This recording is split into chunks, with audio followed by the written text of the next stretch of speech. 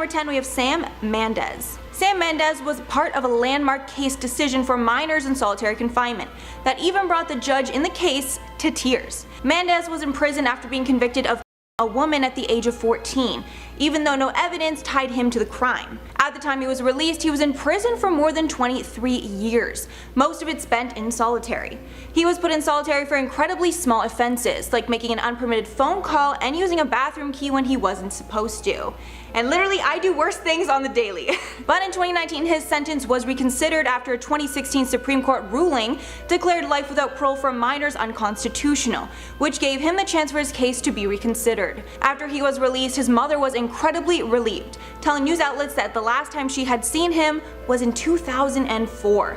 And unfortunately, he left solitary battling a host of mental illnesses. In at number 9, Albert Woodfox. Albert Woodfox was held in solitary for 44 years in a Louisiana prison before being released in 2016, when he was 69 years old. And after being released, he decided to speak out about the torture he had endured while living in isolation, in a book he wrote called Solidarity: My Story of Transformation and Hope. In the book and many interviews he did after, he spoke of how the hardest day was when he learned he wouldn't be able to attend his mother's funeral. In the book he speaks of the severe bouts of claustrophobia he would endure, saying, quote, "The pain was so intense, it was so deep, I had never felt that kind of pain before. This was different from physical pain. My very soul ached," he said in an interview with The Current. In 1971, age 22, he was convicted of armed robbery and sentenced to 50 years in Angola prison, which is known for being one of the hardest prisons in America. Then in 1973, he was sent to Solidarity after being convicted for the murder of a prison guard. But in the book and in the interviews that followed, he maintained his innocence,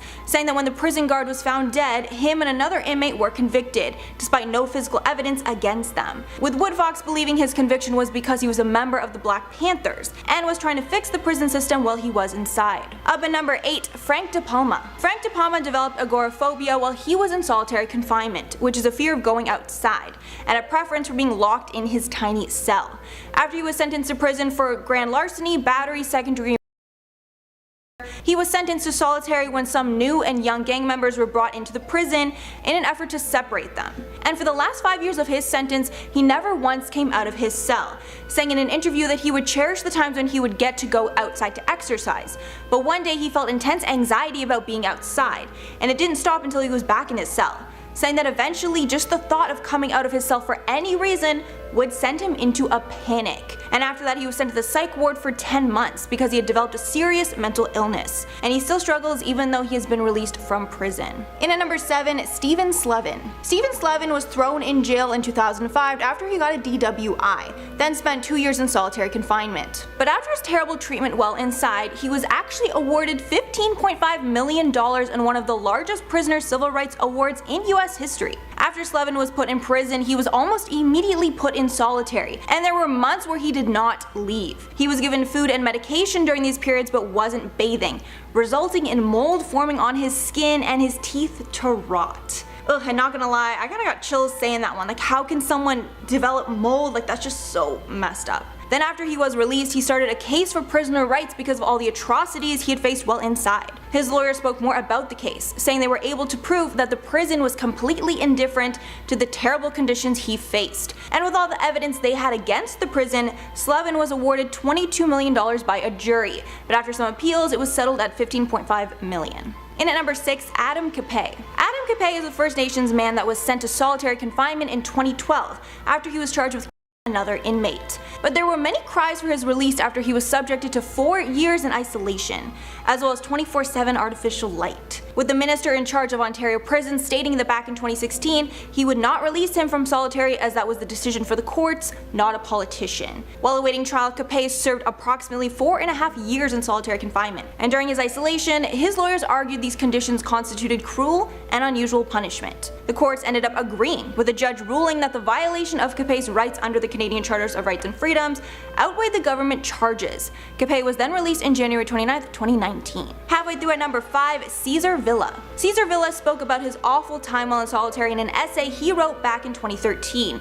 while he was in his 12th year of isolation at the Pelican Bay Security Housing Unit, or SHU. Villa was originally placed in solitary indefinitely after being validated as a gang member. In an essay, he wrote how being in the SHU was a cold and empty world, where the emptiness would seep into your your bones, saying in the first few weeks he tried to tell himself that he could get through it.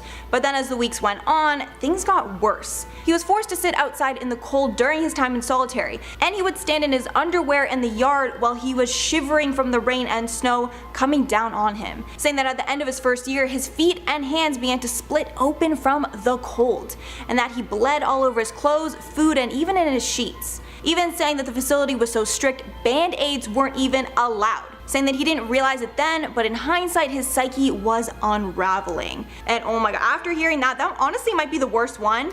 Oh, that is just crazy. Then in at number 4, Sarah Jo Pender. Even though most people that end up in solitary are men, women are not immune from this treatment. Some are even sent to solitary as a retaliation for them exposing abuse inside the prison from staff. Sarah Jo Pender was sent to prison after being convicted of murder along with her boyfriend, but later was sent to solitary confinement after she escaped from prison in 2008, leading to her being featured on America's Most Wanted. After many years in solitary, she decided to write about her time while there, with her writing about how women would come in sane but would leave completely shut down inside or hurting themselves out of frustration, saying how she witnessed her prison mates making countless attempts on their own lives with items they found around the prison. A book on her escape called Girl Wanted: The Chase for Sarah Pender was released back in 2011, but it was criticized for being pretty inaccurate. In at number 3, Ashley Smith, who unfortunately ended up passing away after she herself in 2007, and a jury ended up deciding the fact that it was not a but rather a homicide because of how neglected Smith was. And even more horribly, the prison guards witnessed the horrific event, with some even videotaping it, if you can believe it, because they were ordered to not go inside of her cell if she's still breathing, even though they could pretty clearly see what was going to happen if they didn't intervene. 2 years later, one of newly elected Prime Minister Justin Trudeau's first acts was to ask Cabinet to implement recommendations arising from the inquest into her treatment, with Smith's mother Coralie writing in the Globe and Mail in 2014 that her daughter's death would not be the last time solitary confinement would put Canadian inmates in harm's way, and that more needed to be done to stop all this. In at number 2, Reddit AMA. To spice up the list a bit, I wanted to include a Reddit AMA, where an anonymous user wrote that they were in solitary for 15 years, and said they would answer questions, with the user revealing that they were in prison because they tried to their stepfather, but they were put in solitary because of a gang affiliation, saying that after being released, they were able to lead somewhat of a normal life, with them now being employed as a taxi driver, but that they still struggle with PTSD from the experience and have a tendency to push others away to this day. And if you were wondering what can be done while you're in solitary, they spoke of how they tried to keep their mind active by reading, writing, and listening to the radio. But since they were restricted for the most part while inside, meaning they were only able to read law books and a Bible, then ending off saying that the silence of lockdown is mind-numbing and suffocating, and with the only noises being heard is screaming, crying, or banging on cell doors.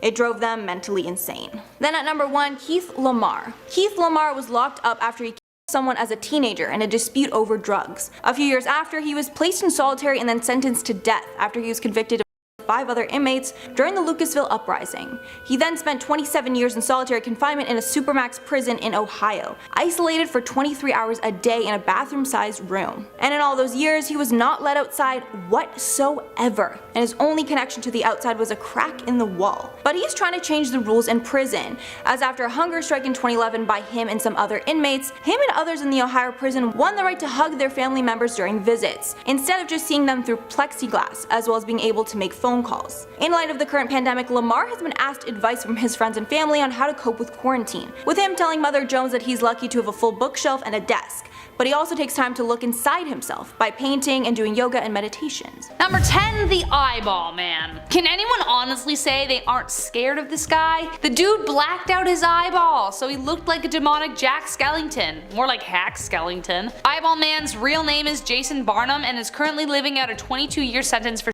an Alaska police officer. Barnum's crime was heavily influenced by a hefty addiction to chasing the dragon. 3 officers were investigating vehicle break-ins and burglaries in South Anchorage and spotted a vehicle related to the attacks in a hotel parking lot. They checked out the security footage and saw a man carrying a tote to room 209. Barnum and 2 others were in the room, and when officers entered the bathroom, the shootout began. Barnum was injured in the arm, but they arrested him when he got out of the hospital, and they had to deal with how terrifying he looks, even though he's behind bars. So yeah. Number 9, Eric R. Rudolph. Resourceful and resilient, Eric R. Rudolph quickly got on America's Most Wanted list. Why? Well, during 1996 to 1998, Eric detonated 4 times in Atlanta and Birmingham, taking the lives of 2 people and injuring thousands. A 5-year manhunt ensued. He was finally caught in May 2003 after he was found rummaging through a dumpster. Later, it was revealed how intense his survival skills were. For 5 years, Eric foraged off the lands and survived off of buried barrels of grain and soy. He learned the schedules of when produce was going to be thrown out at grocery stores and stole what he could where it wouldn't be noticed. His motivation behind the was a compilation of radical anti-gay, anti-abortion, and anti-government. The list goes on. He didn't get along with other people, and when he confessed to his crimes, he showed no remorse. But when he was taken away to go to prison, authorities report that the man had tears in his eyes, knowing he was utterly defeated. What can I say, man? Your actions brought you to where you are now, so sorry about it.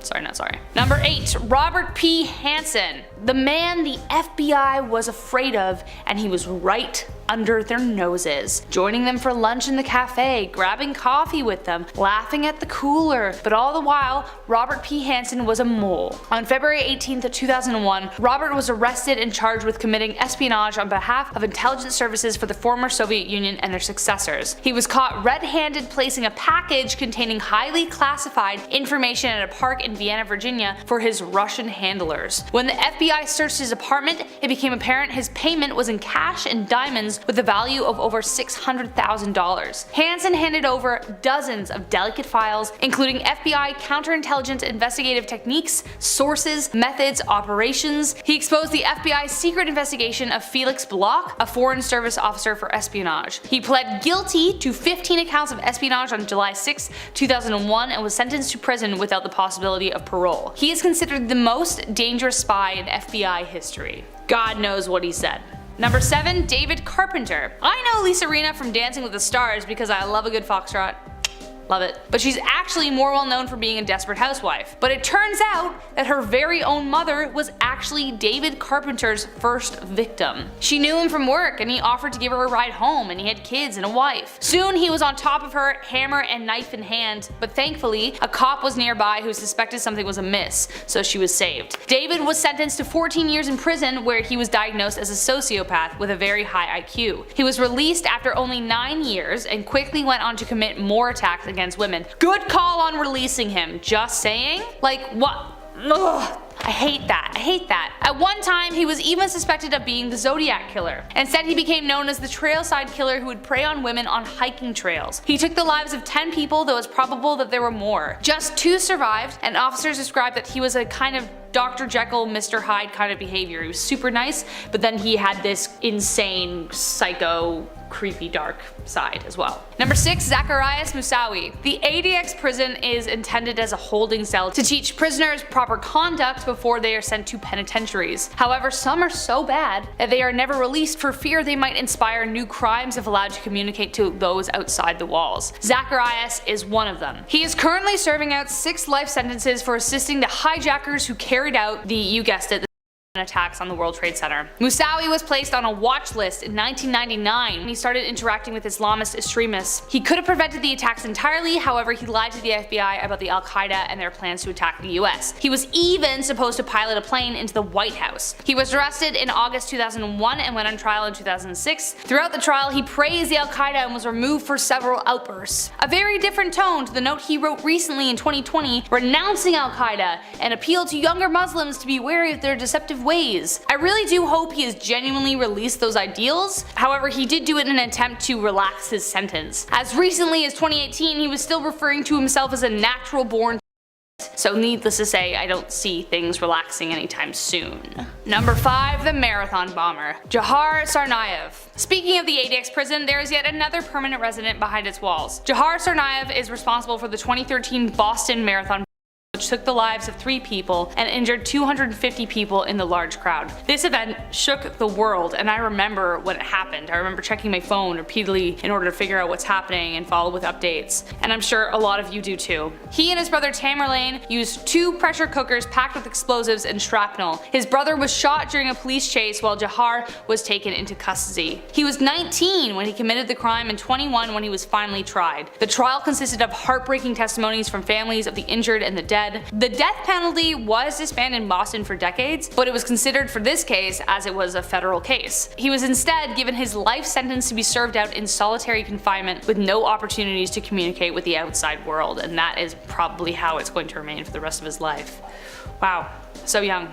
Number 4, the Nathari killers. The Nathari crimes came to light on December 29th, 2006 after 8 skeletal remains of young bodies were found in the drain of a house in Nathari, Noida. The owner of the house and the businessman Mohinder Singh Pandher and the domestic help Surinder Kohli were arrested. Soon after they were found, even more bodies turned up. The village had been making noise about the disappearances for a while before anything was done, but now the Nathari killers remain some of the most horrific people behind bars. Over 16 young people fell victim to kidnapping, vicious bodily violations, and death, which believed to have occurred between 2005 to 2006. Both men have been found guilty and the death penalty is in discussion, though has been delayed. Some believe that there is money involved in the case that may result in an unfair result, but considering the severity of the case, release is not really on the table. I'm not gonna lie, it was hard to get a straight story on this. There's a lot of convoluted details across the articles I could find, so if you have more info you want to share, drop it down below. Number 3, Larry Hoover. This dude is so powerful that he was continuing to run his operation while serving out a 200-year sentence for Larry Hoover was, / is, I suppose, the chairman of the notorious gangster Disciples gang. He was convicted 2 decades ago of continuing to run his empire behind bars. Hoover, now 70, is serving out 6 life sentences at the Supermax Federal Prison in Florence, Colorado, a facility that holds the worst of the worst. Mobsters, anyone who'd be a danger to anyone from the outside. It is said to be the most secure in the country. He established the gang in Chicago in the 1960s and has recently decided to try and take some of them down. The indictment accused 7 state and national leaders of the gangster Disciples of racketeering conspiracy, drug trafficking, witness intimidation, and multiple murders, including the 2018 death of a 65-year-old ranking member of the gang on Chicago's South Side. Beware if you've ever crossed Larry Hoover, because even behind bars, you can't stop him. Number 2, James Marcello. I honestly sound like I'm in a 1940s film noir when I was researching this. You'll see why in a second. He is the highest ranking Chicago mob boss in prison, also known as Jimmy the Man Marcello. Now at the age of 76, he filed a petition in June 2020 to have his sentence tossed out. Jimmy was one of 5 top criminals who were convicted of the 2007 Family Secrets racketeering case. He was convicted of taking the lives of Tony the Ant Spilotro and his brother Michael. They were found in a cornfield in June 1986 after being to death in Jimmy's basement. He was sentenced to life in prison in 2009 and currently resides at the Supermax facility in Colorado, just like Mr. Hoover. Marcello's father was also in the biz, and so was his big brother, Big Mickey. The family had influence. There were crimes that hit the news and crimes no one knows about. Either way, now Jimmy wants out. He's like, come on, give an old guy a break. Not for you, Jimmy. Not for you. And last but not least, Monstrous Maudsley. Whew. When I started reading about this guy, I literally had to step away from my desk. There were some images I just didn't want to read, but here we are. Meet the man so dangerous that he is now kept in a below ground glass box in complete isolation. Not only did he take lives outside of prison, but inside of it, he was the man everyone feared. The point that made me turn away was what he did with a spoon, which dubbed him the nickname of Hannibal the Cannibal. Robert Maudsley has been locked away in a glass box, just like the infamous villain, for over 40 years. He was sentenced to life in prison after taking the lives of 4 people. His crimes were so violent, the cops nicknamed him Blue because that was the color of the first victim. But his crimes did not end behind bars. He brutalized and took the lives of abusers of young victims behind bars in vicious and terrifying ways, just like you would predict people would do in prison. He was so volatile and laissez-faire about it that the only thing the prison thought to do about it was build him his own cage. He is allowed 1 hour of exercise a day. His childhood was riddled with abuse, and he would often take most of it to protect his siblings. This violent childhood, along with his extreme intelligence, resulted in a violent appetite. However, after 40 years of psychiatry, appeals are being made to improve his well-being. Honestly, he did some awful stuff. If there's even a way out of the dark for even the worst and the worst of us, then it should be at least attempted. That's my mentality of it, but man, oof, creepy. Kicking off the list at number 10, Aham Cardle. One of the worst when it comes to Turkey. His nickname is Izmir the Monster. He young women in the mid-80s, but once he was checked into a mental hospital, he was either released or he escaped multiple times. This guy did this multiple times, and then once he was out, he would then repeat said disgusting crimes. He would leave, somebody horribly and then be sent back. It was a broken system that clearly was not working for anybody. He shouldn't have been released at any point, nor should he have been able to escape. But after an escape in 2000, he was caught, and then something bizarre happened. I had to start this list off with this one. This is what happens when two evil humans cross paths. He was killed by somebody else on this list, who I'll mention later on. Yeah, we got a crazy one today. This is the darkest list I've ever done on this channel. Number 9.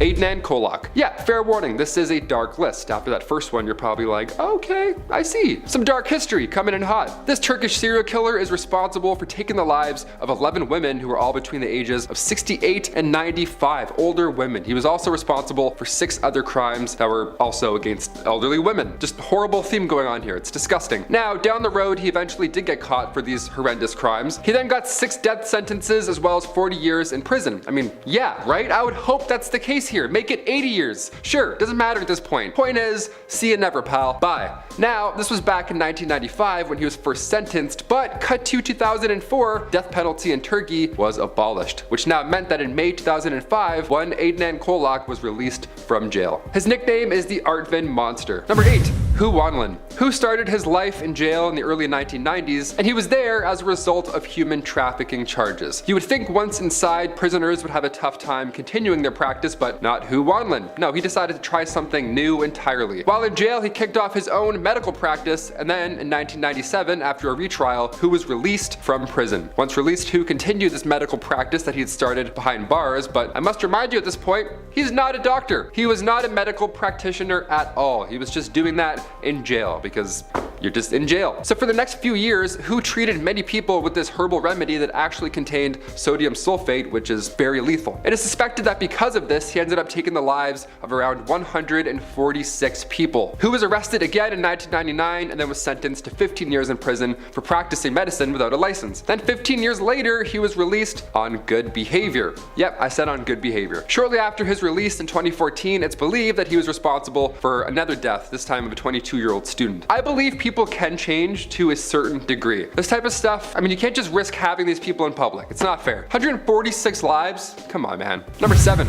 Lane's Angels of Death. When you think of a group of Australian nurses, normally you would be at ease. Well, not in this case. In the early 80s, the 4th largest medical facility in Vienna had over 2,000 staff members, including 4 nurses: Waltrid Wagner, Maria Gruber, Irene Ladoff, and Stefania Meyer, all nicknamed the Angels of Death. They were all responsible for taking the lives of 49 patients. That is disgusting. Wagner used doses of morphine. They were this disgusting squad of nurses. They all worked together and helped each other achieve horrible crimes. They couldn't keep their mouths shut about their wrongdoings though, so thankfully somebody overheard them talking about their latest crime at a bar one night, and then in February 1989, all 4 of them were arrested as they all confessed to the killings. 2 of the 4, Meyer and Gruber, they got lighter sentences out of the 4. They got charged with manslaughter and were released a few years later. Cut to 2008, the other 2, Wagner and Ladoff, they were also released, and they have since changed their name. Number 6, Nikolai Zhumagaliev. While some of these are prisoners who were released and then are now out possibly in your neighborhood, there's also cases like Nikolai, where a prisoner is released and then they immediately go back for horrible crimes and then they stay there, thankfully, hopefully. Back in 1979, Nikolai killed a woman midday in the streets of Kazakhstan. When he was arrested, he was diagnosed with schizophrenia and subsequently given a lighter sentence after the fact. He got manslaughter, so then a year later, he was released back into said streets of Kazakhstan. After this point, it's no surprise that he continued to kill others. And in 1980, he invited a group of friends over and then began going absolutely nuts, and he took the life of one of them that day while everybody else ran out of the house. At that point, they arrested him and took him to a high security mental clinic. Thankfully, that's where he'll remain for life. Again, hopefully, but as we see on this list, things could change. Number 5. Cybran Louis Van Schoor. Just sounds like trouble right off the bat. That many names? Can't be good. Back in 1992, Louis was a security guard in Cape Town, South Africa. He's now known as one of the worst serial killers in all of South Africa, in all of history. It's pretty bad stuff. See, Louis would respond to silent alarms that were triggered on business grounds. He was a security guard. But instead of arriving and, handling the situation in any way that's normal, the former policeman would instantly just shoot to kill. No questions asked. That was it. He was convicted of killing 39 burglars. The families of the victims spoke up. This was, of course, lawless. This was cruel. So Louis was found guilty of 7 murders and 2 attempted. 12 years later, in 2004, Louis was released. Yep, could have seen that one coming, could ya? During a press conference, Louis said to the families and friends of my victims, "I apologize if my actions caused any hurt and discomfort." I like how he says if. Okay. "I have done my time." Yeah, you actually didn't do your time, Louis. You did 12 out of 20. Your math is and so are you. Number 4, Ali Kaya.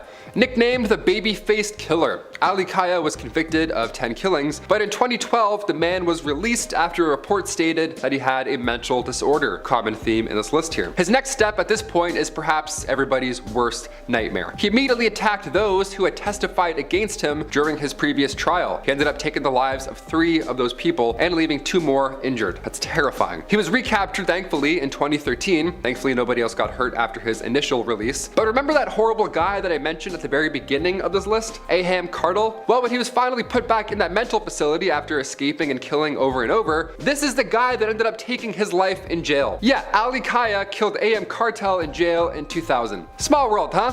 Guess it's all about who you know. Number 3, Charlene Gallego. A match made in hell, it seems this time around. Back in the late 70s, Charlene Gallego, alongside her twisted husband, Gerald, were the worst in Sacramento, California. They kidnapped and then later killed 10 victims. They kept them and abused them for a while before ultimately ending their life in a cruel way. It was really the most twisted situation you can imagine, just absolutely disgusting people. Now, cut to 1984, Charlene pleads guilty to murder and receives 16 years. Gerald was waiting for execution at this point, but he died of cancer before meeting his demise. No comment. Charlene ended up getting out and moved to Fair Oaks, California, where she then changed her name and could be at the grocery store next to you. Number 2, Anthony Montwheeler. On January 9th, 2017, Anthony kidnapped and subsequently took the life of his ex-wife, Anita Harmon, in front of multiple witnesses. Disgusting. Now, after this horrible crime, he took police on a short high-speed chase, which sadly ended in a head-on collision between him and another vehicle, which also took the life of the driver of that vehicle, David Bates. Just the wrong place at the wrong time. Horrible stuff, right? Now, cut to 20 years prior, we're gonna go back a little bit, in 1996. It was at this time Anthony had been charged with kidnapping previous wife and their son at gunpoint, but during the trial, Anthony pled not guilty by reason of insanity, and he ended up having to avoid prison entirely, but was sentenced to remain under state jurisdiction for the maximum sentence, which at that time was 70 years. So for 20 years, he was held in a mental health facility, but 20 years is certainly not the 70, right? So how is he able to get out and commit these horrible crimes, you ask? Well, in late 2016, quite recently, just 1 month before these horrible other crimes unfolded that I started with, he sat in front of a state review board and admitted to them that he had been faking insanity the entire time after that long. He detailed about how he studied books on how people would behave and how his previous defense of hearing the voice of his late mother was entirely just made up. He even said, "I've been using the system and I'm done." Yeah, he just got tired of playing along with his own charade. Although a forensic psychologist found him to be a high-risk offender, a psychiatrist from the facility that he stayed at testified that he showed no signs of mental illness and had been off medications for a year. This would make sense considering he's admitting to no mental illness, but does that mean that he's not a high-risk individual? He ended up being released from the facility, and the guy didn't even have to serve a prison sentence, and then this is what led him to ultimately being able to unfortunately commit these atrocious acts on January 9th, 2017, that head-on collision. Number 1, Karla Homolka. Being a Canadian, it's hard not to end on such a grim personal note here. In the early 90s, Karla Homolka and her husband, Paul Bernardo, they had done horrible things to at least 3 women. They killed 3 women, one of which was Karla's sister, Tammy. Horrible stuff. See, Karla had offered her own sister as some sort of gift to Paul. How disgusting and crazy is that? So when Bernardo was arrested in 1993, that's when Karla told officials that she was actually forced to be involved in said killings. Although later footage that was released would determine otherwise. She wasn't necessarily on board, apparently she was forced to comply. Okay, sure. So with that, she got a plea deal for testifying against Paul, therefore receiving 12 years. Cut to 2007, she's out. Now she has 2 kids, she's fully remarried, and she even volunteers with other parents at a school in Montreal. One woman spoke out, as I'm sure many do on a daily basis, but she said to Breakfast Television on air, "We don't want her here. How would you feel knowing that your child is interacting with a person who is a serial killer? It's not right." I have to agree. What are your thoughts on this whole situation? Sound off below. I mean, I personally wouldn't be in the same town as Karla Homolka, if I'm being honest. If I'm being honest, Toronto is too close for comfort. Like, I'm gonna go move more west. Coming in at number 10, we have Robert William Fisher. You don't have to spend much time on the FBI's most wanted list to find this guy. Fisher has been on the run since 2001, and no one knows where he could be right now. The reason that he's been on the run is because he's the main suspect in a murder case. It's pretty clear that he killed his wife and child and then blew up their house. This dude dude is supposed to be extremely dangerous, so if you see him after watching this video, you should call the police and probably not approach him. It's thought that he could be armed at any time, as Fisher was an outdoorsman and a hunter prior to exploding his house. It's safe to say that this guy is a very good shot. No one knows where he could be right now, but through some investigating, the FBI has determined that he could be somewhere in New Mexico or Florida. What if he's watching this video right now? That could be kind of terrifying. But if you do see him, you might be able to get a big cash prize. The FBI is offering $100,000 for any information that leads to the arrest of this man. Also, he tends to chew tobacco, so you could set like a little tobacco trap for him. Coming at number 9 is Eugene Palmer. There's more than one old crazy dude on the run in the US. Eugene Palmer looks like an evil Santa Claus because of his big white beard with no mustache. Also, his face has that whole rosy thing going on. I don't know why his face is so bright, but it could light up a room, and not in a good way. Everyone would be looking at him because he's one of the most wanted men in America. This guy killed his stepdaughter and then disappeared. This guy's been on the run since 2012, and when he was first on the run, he was making headlines everywhere. He has a deformed thumb as one of his trademark features, so if you see an old Santa dude with a weird thumb walking around, you could bet that this could be this dude. And just so we all know, there's also a $100,000 reward for any information that leads to the rest of this man. I mean, that sounds like the best payday of all time. You get to put a bad man in jail, and at the same time you get a bunch of moolah. And guys, don't forget to like, comment, subscribe, and hit the little notification bell, and stick around until the end of this list because I'm going to be shouting out some questions from my Instagram inbox. If you want me to shout out your question, you can hit me up through the gram. And now let's move right on to number 8. Coming in at number 8, we have Yusuf Kurdi. When you dive into the world of medicine, we start to learn that doctors aren't all what they seem to be. I always thought that doctors could be the most trusted people on the planet, but that's not the case. They are human just like the rest of us, and they can be corrupted. That's why it's so important to get a good family doctor. Well, Yusuf Kurdi was not doing a great job as a doctor. He submitted 35,000 false medical claims. He charged tons of people for medical services that he was never present for, and he was trying to take a bunch of people's money and money from the government. On top of all this, he was never paying his taxes. And in the States, you might get away with a lot of things, but not paying your taxes is not one of them, unless you're a billionaire. If you miss a tax payment, you better believe that the long arm of the law is going to come crashing through your window. Coming in at number 7, we have David Anthony Durham. The story of this case is pretty wild. No one really knows why David did what he did, but it seems like he was hiding something from the police. He was pulled over, and instead of complying with the officer, he shot the man several times. The officer survived but was in critical condition. After that, there was a chase and a shootout. This led to Durham taking off and losing the police. From there, no one knows what really happened to David Anthony Durham. It's thought that he might be living out in the wilderness, as he's been known to have some pretty extensive survival skills and was wearing head-to-toe camo when he originally went missing. Coming in at number 6, we have Christopher Robert Metzos. There are a lot of ways you can get your hands dirty. One of those ways is getting a job with the government and never identifying that you are actually working with a foreign institution and then leaking information to said institution. Metzos was working with the Russian government and leaking information about the American government while simultaneously laundering money. This guy was on some big time moolah schemes. Holy moly! These crimes happened between the years 1993 and 2005, and this guy has been on the run ever since. It's thought that he might be back in Russia. He's probably living like a king because he was once a spy working in the States and leaked a bunch of info. And if he indeed is over there, the FBI aren't going to be able to track him down anytime soon. If you do have information about how to arrest this man, then you should know that the FBI will hook you up with $50,000. Not bad if you ask me. Coming in number 5 is Idalia Ramos Rangel. You know, when you earn the nickname Big Mama, you're doing some big time schemes. Big Mama is one of the major people working with the cartels in Mexico. It's thought that she's working with the Gulf Cartel and has organized hundreds of kilos of cocaine to be delivered to the United States. In fact, it could be thousands of kilos, but some of the deliveries are hard to track back. But here's the kicker. Apparently Big Mama uses Facebook all the time. The reason that the FBI hasn't been able to close down on her is because she operates out of Mexico and she's not within the jurisdiction of America. Not a bad life. You're sending drugs to a country that you don't live in, so you don't have to worry about being arrested, and you make a bunch of money. She's got it figured out. If you have any information that could lead to the arrest, you should contact the FBI and you'll get a $25,000 reward. Although if this lady found out you were ratting her out, she probably would have you killed faster than you could dial the phone, or she could probably pay you more money to not talk to the FBI. Coming in at number 4, we have Ji Dong. Criminals are constantly getting more savvy. You never know how the next con man is going to try and rip money from your hands. Ji Dong had a very clever plan. He used a platform similar to eBay to auction off a bunch of items. Somewhere around 5,000 people purchased belongings off of Dong, and then they waited for their goods to arrive. But after a little while, everyone thought it was strange that they never got their goods. That's because these people had been duped. There was nothing that he could sell off. All of these people had just been conned. The brilliance of this plan was he was able to snag $800,000 away from people in one single swoop and then ran away to Hong Kong where he cannot be arrested.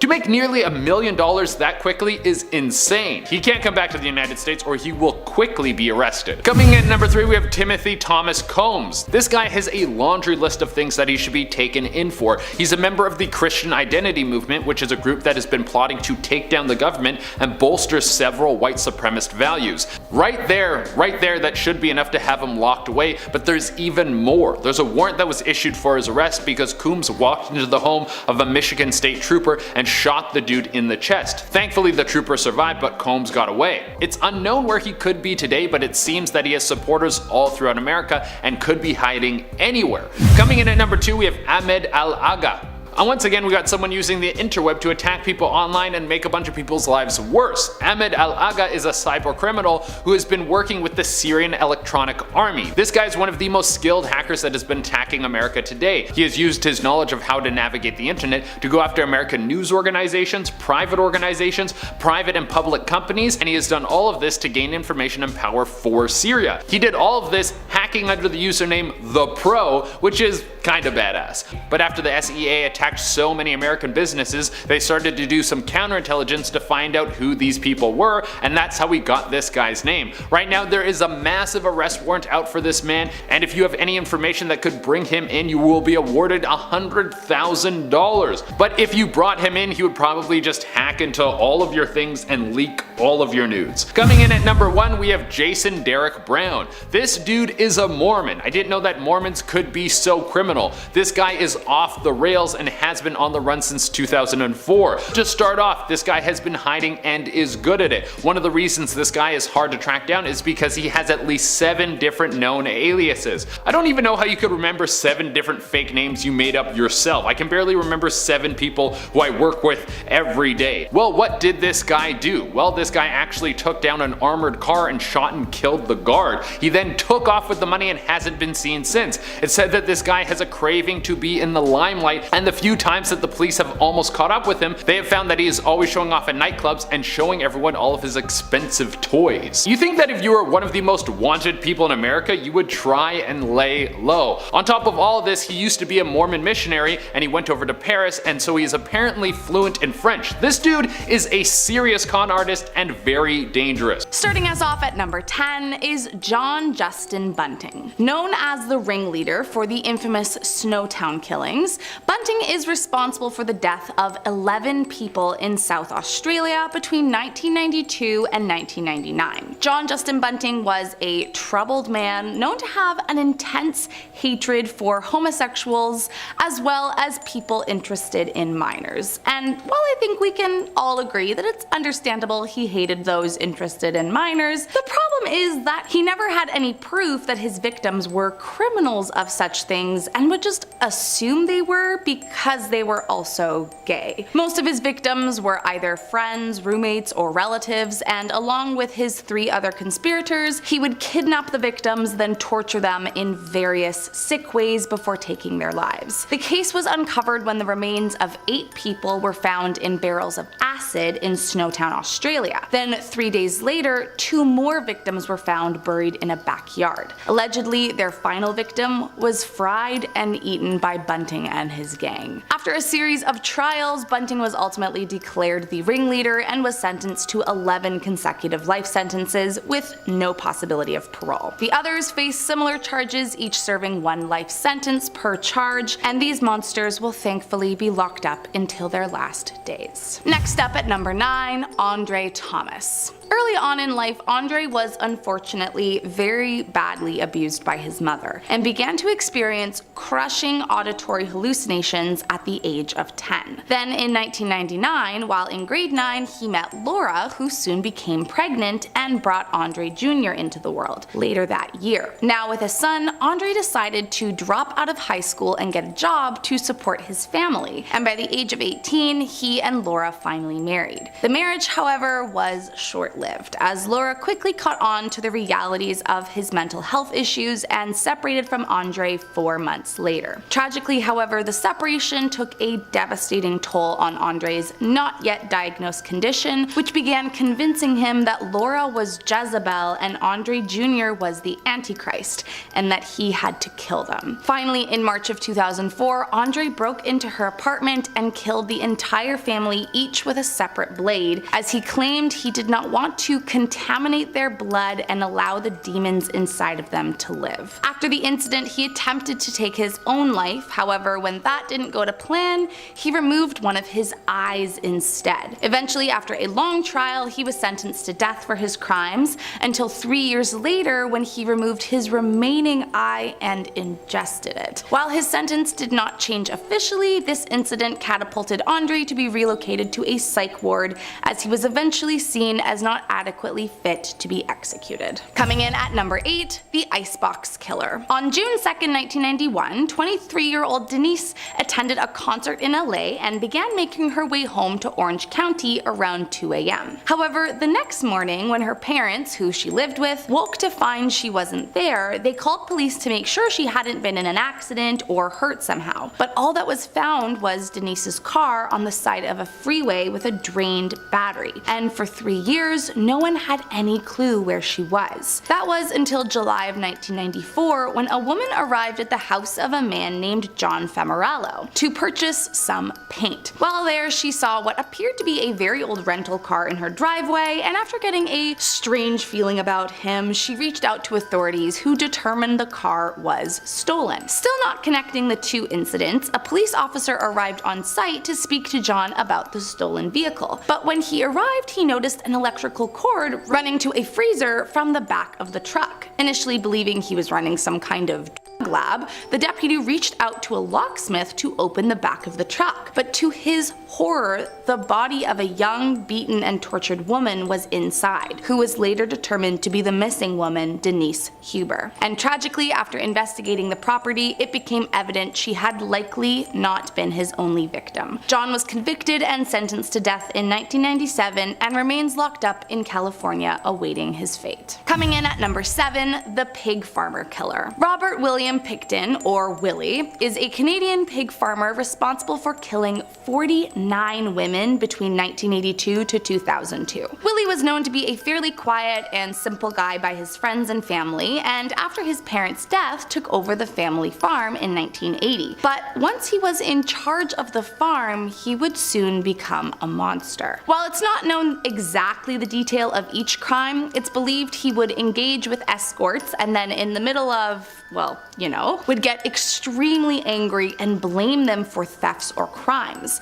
The situation would escalate and he would ultimately handcuff the victims before attacking them and take their lives. But the creepiest part is that from there, he would take the bodies of his victims and put them through a wood chipper before feeding it to his pigs. And it's believed that some of the resulting bits would get mixed in with pork mince and sold to friends and family. Upon his 2002 arrest for his crimes, Willie admitted to all accounts and was even disappointed as he was trying to round out his tally to an even 50 prior to being caught. Willie was sentenced to life in prison with no chance of parole for at least 25 years, although it seems highly unlikely they are ever going to let him leave. Coming in at number 6, Randy Stephen Kraft. Between 1972 to 1983, Randy Stephen Kraft became known as the Scorecard Killer after being found responsible for the death of 16 young men in California. However, although only convicted of 16 victims, it's believed he harmed, tortured, and killed up to 67 men in the area. After high school graduation in 1963,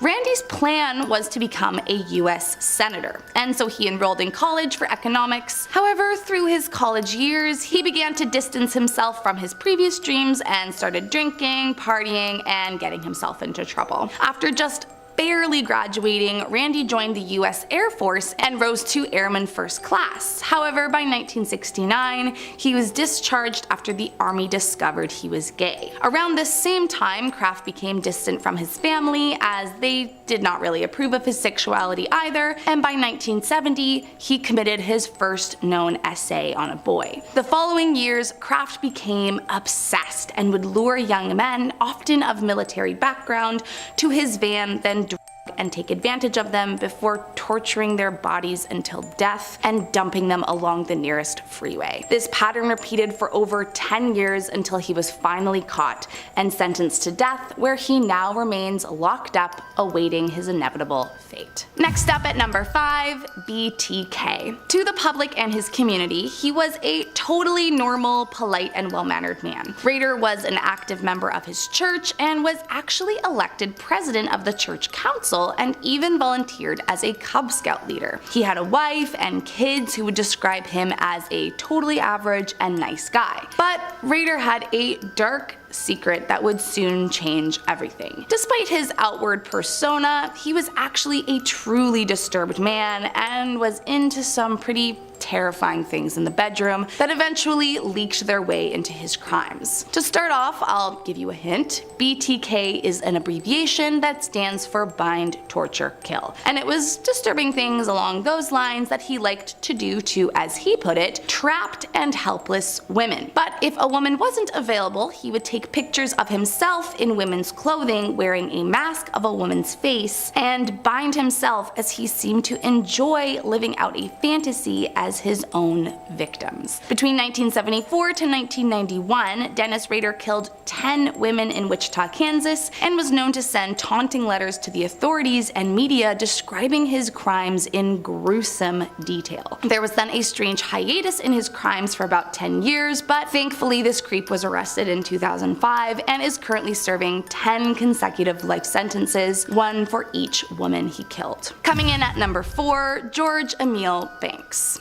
Despite having a previous criminal record for an armed offense, Banks managed to get a job as a correctional officer in 1980. However, in 1982, Banks began worrying coworkers after he kept saying things like a race war would soon consume the world, and that he wanted to protect his sons and daughters from the torment and agony of racism. Then, after a conflict with a supervisor, he was put on extended leave from the prison and ordered to be examined for mental health issues. Not long after his mandated leave from work, Banks, having consumed massive amounts of and alcohol, tragically killed 13 people, 9 of which were his own family members, 3 former in-laws, and 1 bystander. Unbeknownst to Banks, his former brother-in-law was able to survive by hiding in the closet and called police to identify the attacker as Banks. Eventually, police were able to track him down at a friend's house, and after a 4-hour standoff, they were able to draw him out. During the trial, Banks explained his crimes by saying he did not want his offspring to be victimized in a race war, as he had suffered from racism much of his life as a biracial man. This explanation, however, did not sway the jury, and he was convicted to life in prison, where he remains to this day. Coming in at number 3, Joseph Fritzl. One of the most heartbreaking cases I have ever read about is the case of Joseph Fritzl. Born in 1935 in Austria, at 21 he married a girl named Rosemary, and the pair had a family of 7 together. Now, he was a very abusive man to everyone in his family, but especially Elizabeth. However, the peak of his cruelty began when Elizabeth was 18 and he lured her into the basement, where he trapped her for the next 24 years. In those 24 years, he assaulted her constantly, and during her imprisonment, she gave birth to 7 people. Of course, over the years, many were concerned about Elizabeth's disappearance, but Fritzl would lie and say that she ran off to join a cult, and that he had no clue where she was. One day, after one of Elizabeth's offspring was ill, she managed to convince him to take her to the hospital, and once they arrived, police were on site to detain them. After making sure she would never be forced to see her father again, Elizabeth told authorities authorities everything that her father ever did to her and her little ones, and Fritzl was sentenced to life for his crimes. Coming in at number 2, Gary Ridgway. Gary grew up in a troubled household with very little stability, which led to him wetting the bed well into his teen years. However, after each incident, his mother would clean him up, leading Gary to have conflicting feelings of both anger and desire towards his mother, often fantasizing about killing her and doing unspeakable things to her corpse. When he got older, he joined the military, and it was during his time in combat that he became obsessed with escorts. Once he returned back to America, his first marriage ended quickly after his wife discovered he had given her multiple infections. Soon after, he married again, this time finding salvation in the church. He forced his wife into a staunch and devout life, but in contrast, kept his ravenous appetite for inappropriate relations with those whose company he paid for. But Ridgway had an inner conflict about his desires, and so he started strangling the women after he had got what he wanted from them, dumping their brutalized bodies into the woods. Disgustingly, it was later revealed by one of his wives that he would often ask to have relations in the woods. At the time, she didn't know why, but during investigations, multiple of his victims were found buried in those woods, and authorities believe he got pleasure from being in the area. Upon his arrest, he was officially convicted for taking 49 lives, but during trial, he famously said he had killed so many that he lost count and that he didn't even know the real number anymore. Last up in our number 1 spot, Edmund Kemper. One of the most notorious killers of the 20th century, early on Kemper showed signs of strange behavior. It started out with torturing insects, but by age 10 he buried his pet cat alive, waited for it to die, then dug it up, decapitated it, and mounted its head on a spike. From there, things only got more concerning.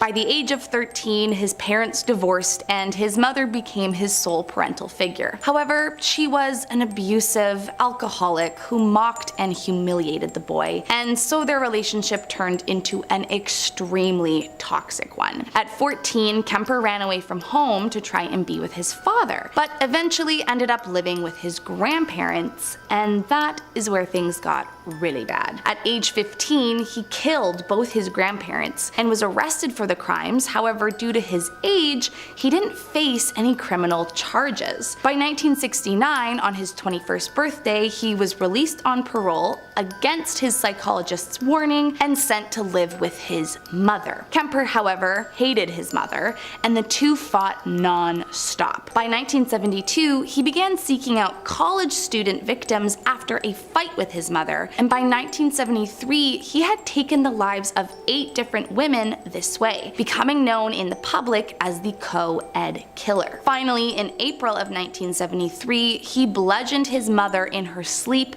before doing awful, unspeakable things to her decapitated head, and then called over her best friend and killed her too before turning himself in. In the end, Kemper was sentenced to life in prison despite his request to be tortured to death, and will remain behind bars until his final day. Number 10. Frank Morris, John and Clarence Anglin. Alcatraz, the famous island prison a little over a mile off the coast of San Francisco, held prisoners including gangsters Al Capone and George Machine Gun Kelly. Among its other famous inmates were brothers John and Clarence Anglin and Frank Morris, who executed an elaborate escape plan. On June 11th, 1962, they pulled off one of the greatest prison escapes in American history. After months of planning, they used 3 papier-mâché heads that made them appear to be sleeping as they squeezed through air vents and made their way to the Pacific Ocean, where they boarded a raft they'd made out of stolen raincoats. They were never seen again, and because their raft and paddles washed up ashore, many believe the men drowned in the icy waters. The Anglin family insists the brothers survived and have presented evidence to prove it, and the US Marshal Service has kept the case open in the unlikely event the trio is still alive,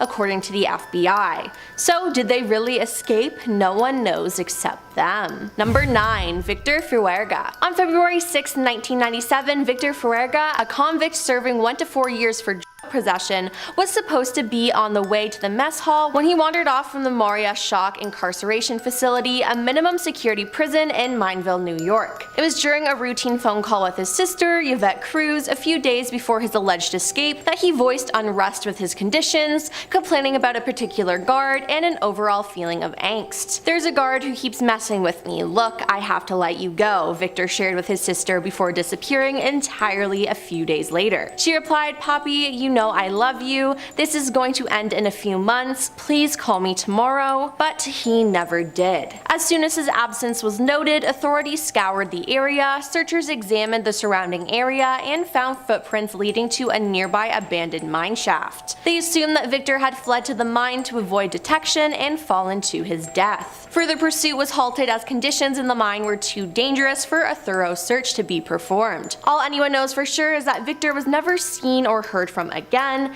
and he's the only New York State prison inmate to escape and never been found. Number 8. Jerry Bergvin. Records in his thick prison file show that Jerry Bergen's brushes with the law began in the 1940s. In 1962, he was arrested for breaking to a Flint store, pleaded guilty, and was sentenced to 10 to 15 years behind bars on multiple accounts for that burglary and others. Jerry later appealed on a technicality, had trial, and got a reduced sentence. He then wrote letters begging to be transferred from the state prison in Jackson to Camp Waterloo so he could attend dental technician training program there. Wary prison officials expressed concerns about his misconduct in prison, but in April 1969 they agreed to the transfer. The camp housed low-level offenders, and one day he just escaped. Authorities think he may have scaled the barbed wired fence, but it was so long ago that the Michigan Department of Corrections can't say for sure. In 2013, Department of Corrections decided to call off the search for Jerry, who would have been 80 years old at the time,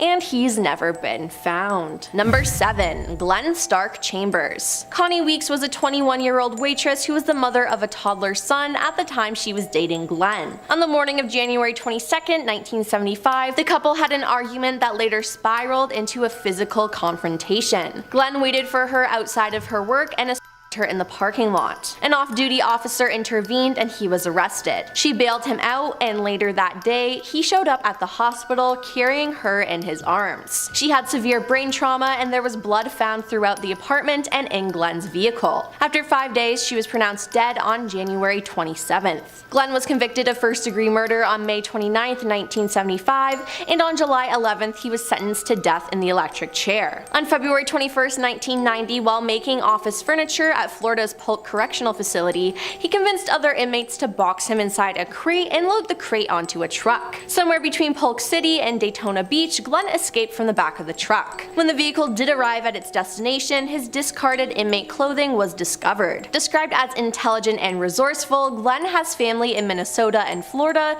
and people have reported seeing him in Florida and Alabama, but he is still out there today. Number 6. Glenn Stewart Goodwin. In 1980, Glenn Stewart Goodwin was living in Palm Springs, California, and him and his roommate planned to rob a dealer and pilot Kim Robert LaValle, who was once a friend of theirs. They lured Kim back to their condominium where Glenn punched and kicked him, tried to strangle him, then ultimately stabbed Kim 26 times. After the death, the roommates loaded the body onto a truck and set off for the desert. Glenn tried to blow up the evidence by using homemade explosives strapped to the body. On August 3rd, 1980, some Eagle Mountain residents found a blown-up pickup truck with remains of a human body inside of it abandoned in the desert. Later, police identified the body and charged Glenn with first-degree murder. He was sentenced for the death and robbery to 26 years to life in prison in 1983. In 1987, Glenn escaped the Folsom State Prison in California. He cut a hole through a fence wire and escaped into a storm drain that emptied into the American River. He dropped through a manhole and crawled 750 feet to a raft that he used to float down the river, following painted arrows on rocks that directed him where to go. Later that year, he was arrested for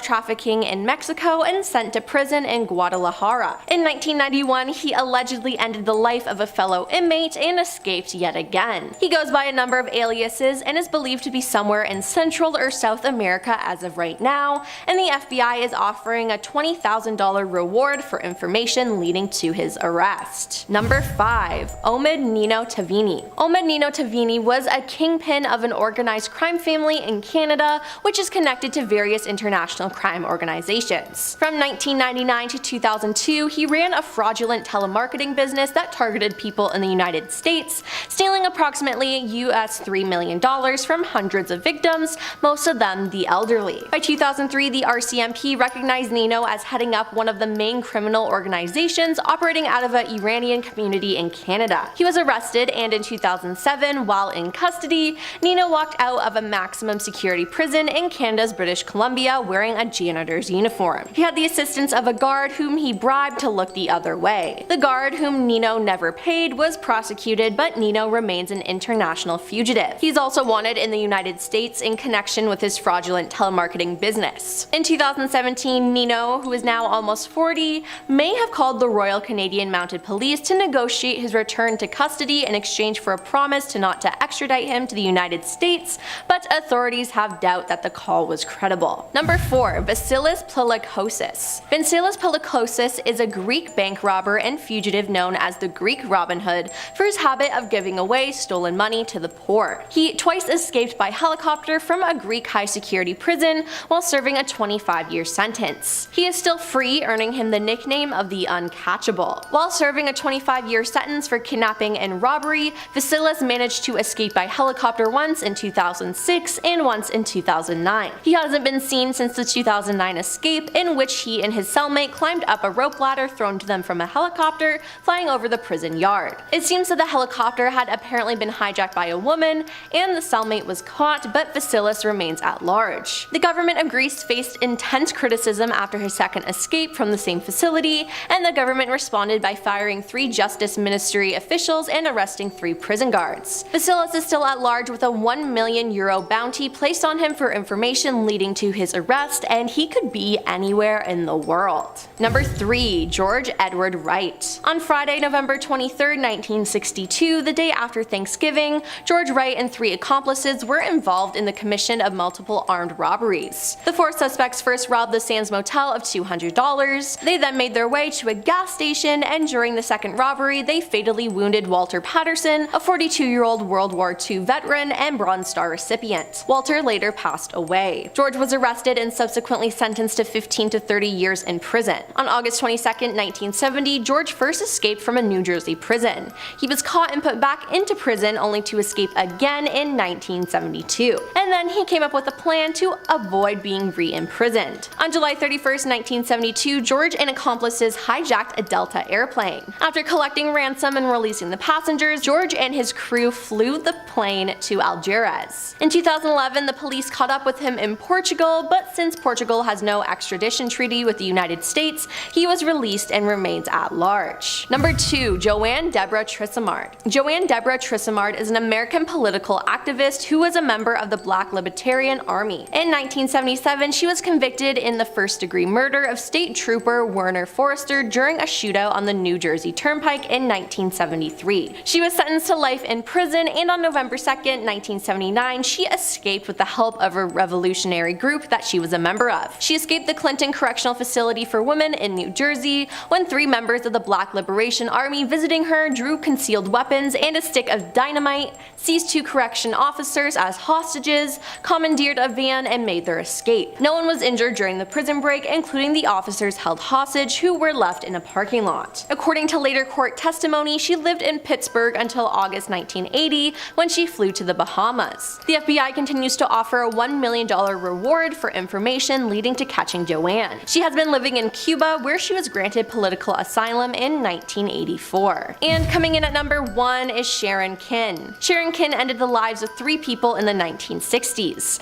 The first was her own husband, James Kin, the second, Patricia Jones, the wife of a man whom Sharon was having an affair, and the third was a Mexican-born American citizen whose life was taken in Mexico. She was serving 13 years in a Mexican prison when she escaped on December 7, 1969. She wasn't present for a routine 5 p.m. roll call, and her absence was not officially noted until she also failed to show up at a second roll call later that evening. A manhunt was then arranged, initially focusing on northern Mexican states due to authorities' belief that Sharon may have been heading for the last known whereabouts of a former inmate whom she had grown close to while they were in prison together. The search also encompassed countrywide transport hubs and eventually circled back to the Mexico City area. U.S. authorities, including the FBI, were also alerted of the Mexican authorities' beliefs that Sharon may have have attempted to work her way back into her native country. As of 2022, she is the subject of the longest currently outstanding arrest warrant for murder in the history of Kansas City, Missouri, and one of the longest outstanding felony warrants in US history. Starting off our list in our number 10 spot, we have Vicki Dawn Jackson. Vicki was a woman who worked as a nurse for a number of years. She first got her nursing license in 1989, but it wasn't until the 2000s when things took a seriously dark turn. Between December of 2000 and February of 2001, the hospital that Vicki was working for recorded a number of deaths that was unusual. It was a higher amount. Most of these patients were in the age range of 60 to 100 years old, and of course people just chalked this up to the advanced age of most of these patients, but a rumor began to spread that someone just might be responsible. After this, the hospital's administrator noticed that a vial of a drug called Mivacron had gone missing. You might see where I'm going with this. As it turns out, the person responsible was Nurse Vicki, and she had at least 10 patients whose lives she took by giving them too much of this missing drug.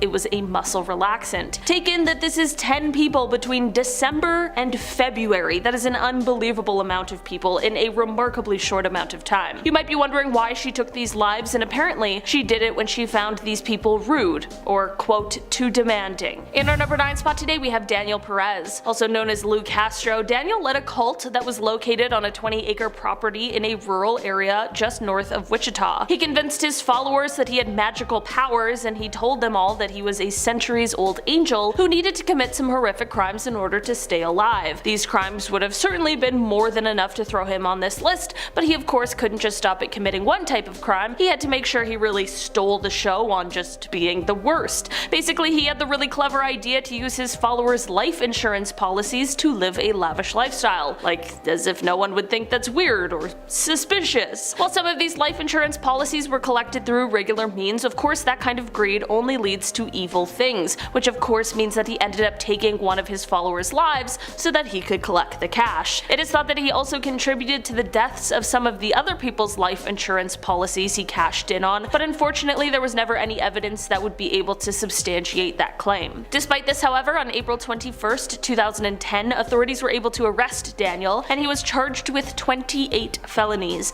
In February of 2015, he was convicted on all counts and received a sentence of 80 years in jail, where he remains. In our number 8 spot today, we have Chester Turner. Chester is an American serial killer who, on April 30th, 2007, was convicted of taking the lives of 11 women in the Los Angeles area, and on June 19th, 2014, he was convicted of 4 more that they were able to tie back to him. He has been referred to by prosecutors as one of the most prolific serial killers in the city's history, and if you know Los Angeles' history, that says a lot. In his original trial that led to his conviction, Chester was sentenced to death, but at the following one in 2014, he also received an additional death sentence. In the end, like with a lot of these kinds of stories, DNA came to save the day and help authorities find out who was committing these horrible, horrible crimes. In our number 7 spot today, we have Michael Bear Carson and Susan Carson. This couple is not one that anyone would want to encounter. The stories of these two come from the 80s. They were married, and on the outside they appeared like just a couple of harmless hippies.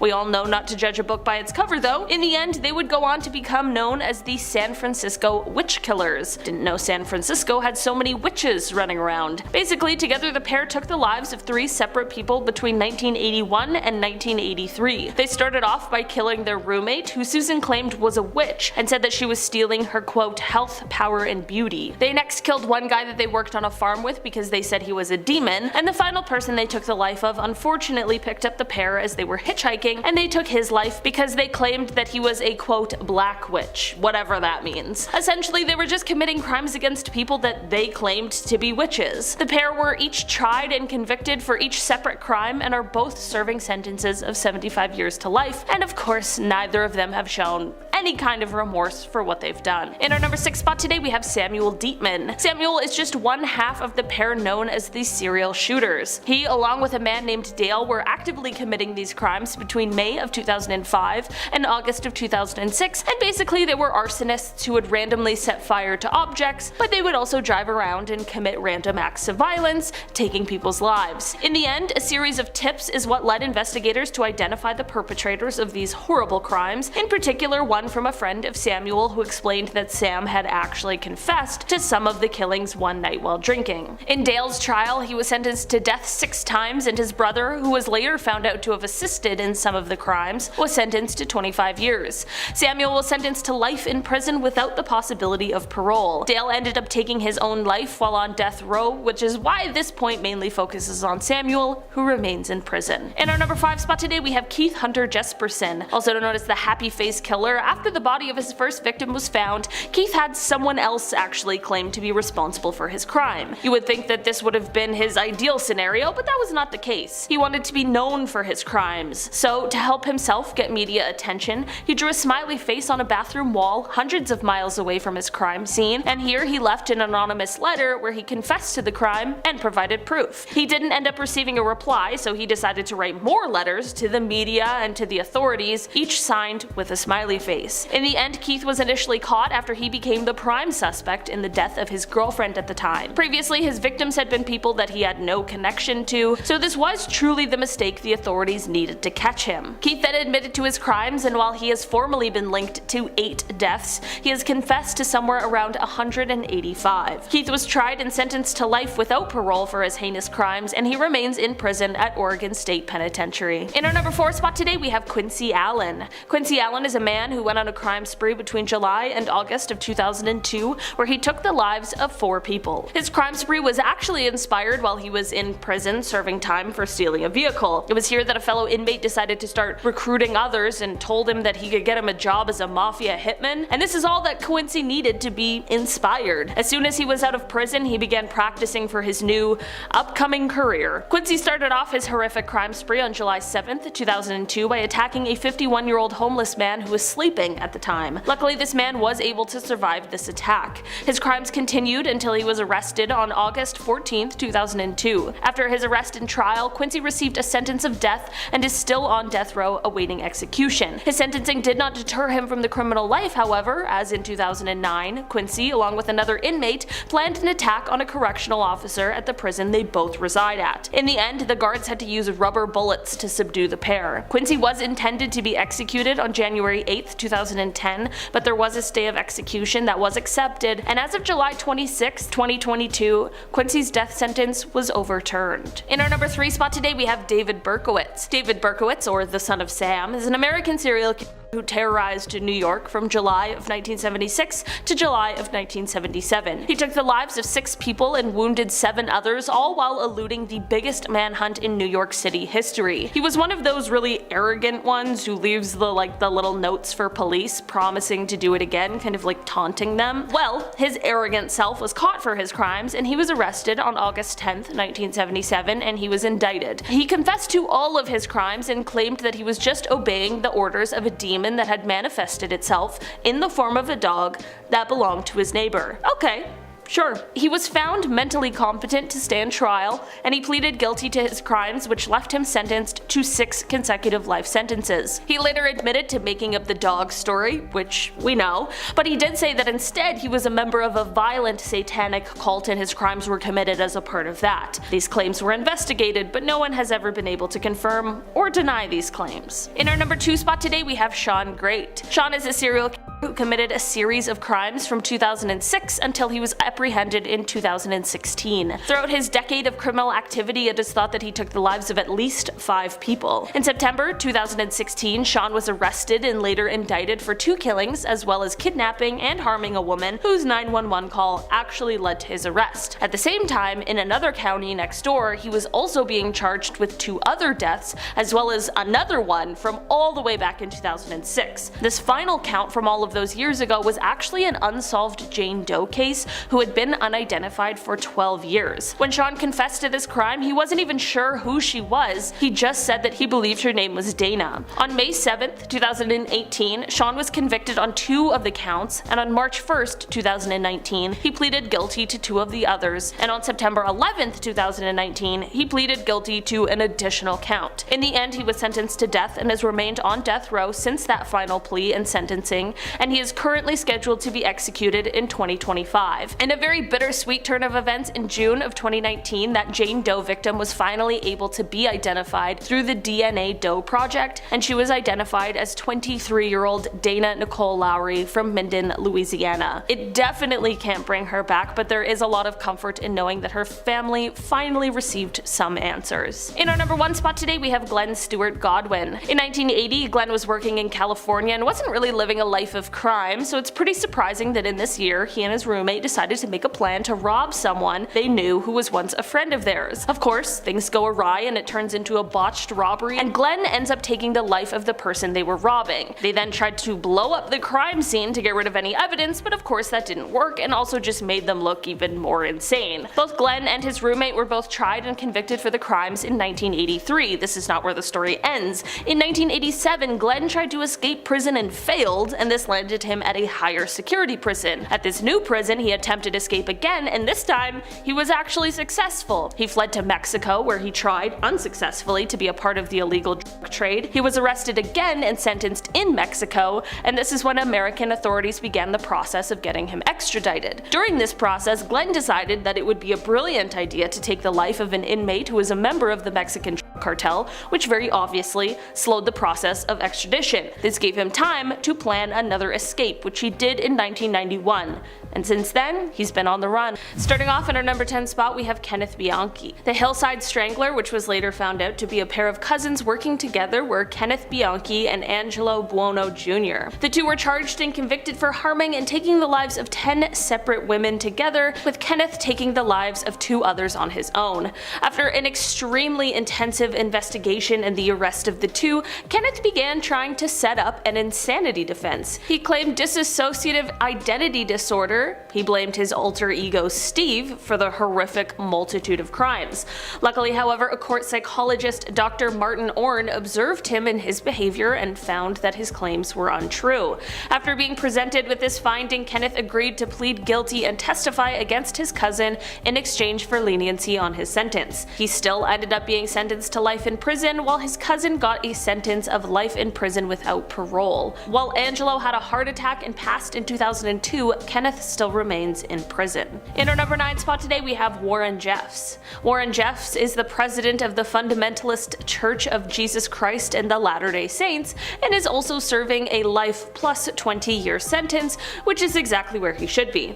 His father was once the president of the cult, but when he passed, the position was passed on to Warren. As the new leader of the polygamous cult, he said that no one should even attempt to marry one of his father's widows, but just a few days later he himself married all of them except for 2, because one refused and then was banned from ever marrying anyone ever again, and the other ran away. If your marriage proposal causes someone to flee the cult that they're in, you're clearly not a very good person. Warren had the power to assign who would marry who, but he was also able to punish a man by taking his wives and children and assigning them to another man. As a man, you had to have at least 3 wives in order to get into heaven, they say, but the more wives, the more likely it would be that you got into heaven. In 2005, the Texas authorities conducted a raid and took legal custody of 416 children after someone called in and tipped them off about all of the horrible things that were happening at the ranch. In 2006, Warren was arrested for being the worst and is still serving his sentence.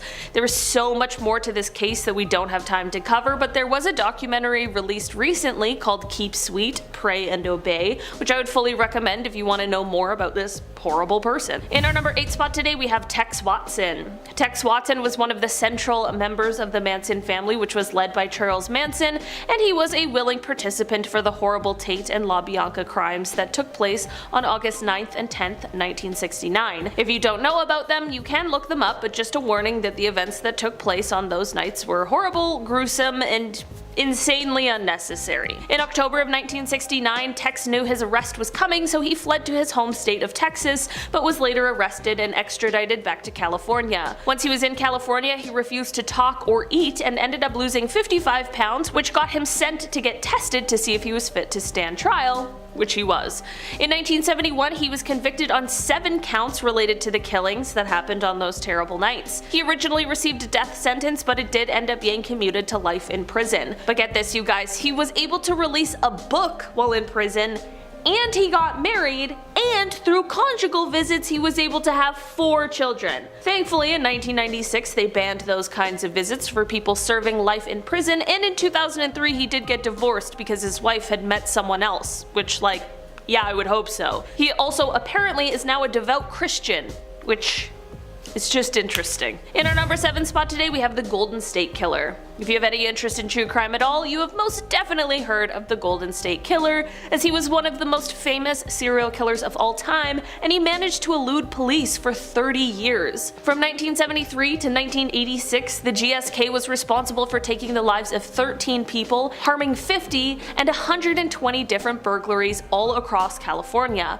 Throughout the investigation process, he used different tactics to both taunt and threaten police and victims, which is just on another level of messed up. If you don't know how this story ends, buckle up because it is absolutely wild. So you know those family DNA tests, like those 23andMe things where you send in your DNA and then they send you back your genealogy?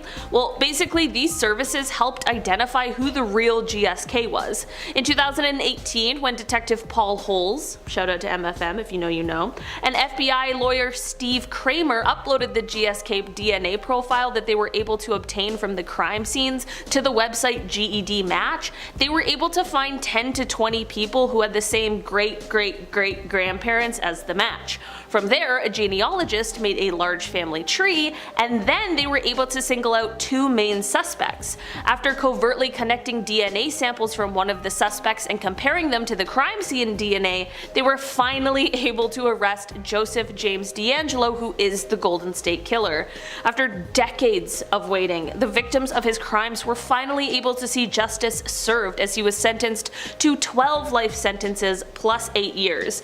He was spared the death penalty because he admitted to numerous crimes he had perpetrated, some of which he wasn't even being charged for. He is now 75 years old, and he will most certainly spend the rest of his life in prison. In our number 6 spot today we have James Holmes. James is the man behind the 2012 Aurora, Colorado shooting that took the lives of 12 people and injured 70 others in the Century 16 movie theater. Shortly after the crime spree, he was arrested and held without bail while he awaited trial on an accepted plea of not guilty by reason of insanity. I just want to make it clear in this case that insanity doesn't apply to every mental illness, of course. James was and is severely mentally ill, but the court has the job of deciding whether or not that illness made him unable to tell right from wrong. That's what the defense had to prove. Things were admitted to the court, such as his notebooks and journals, as well as testimony from 2 separate psychologists who spent 22 and 25 hours with him, and both diagnosed him with a serious mental illness, but both also stated that in their professional opinion, he knew right from wrong. After a really tumultuous trial, he ended up being found guilty. The jury could have given him a death sentence, but on account of his illness, they decided that that would be inappropriate, so in the end instead he was sentenced to 12 life sentences without parole and in an additional 3,318 years. In our number 5 spot today we have Charles Ng. Charles' story really starts off shortly after he moved to the United States on a student visa. He dropped out after his first semester, and soon after he was involved in a hit-and-run accident. He then tried to avoid prosecution by enlisting in the United States Marine Corps using false documents that stated his birthplace was within the United States. He was later arrested by military police a year later for stealing automatic weapons, and then somehow he escaped custody, headed back toward Northern California, and this is where he met Leonard Lake, who is another real piece of work. Charles did end up going away and serving a bit of time, but it was only 18 months and he was back with Leonard, and that is when the two started their crime spree together.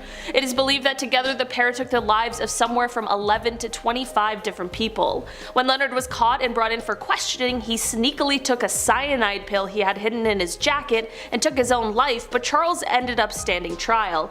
He was convicted for 11 of the killings, and he remains on death row at San Quentin. In our number 4 spot today we have Paul Bernardo and Karla Homolka. This is a double whammy because unfortunately both of these people are still alive, but at least one of them, Paul, is still in jail. This horrible pair are often referred to as the Ken and Barbie killers, and while Paul started off living a life of crime, he quickly brought Karla into it as well after their meeting. That is not to say she is not just as guilty as him, however, because they are both fully responsible for their own actions. While Paul was arrested for a multitude of crimes, the pair were arrested and convicted of taking the lives of 3 separate people, one of of them being Carla's own sister. See what I mean about them both being responsible for their own crimes?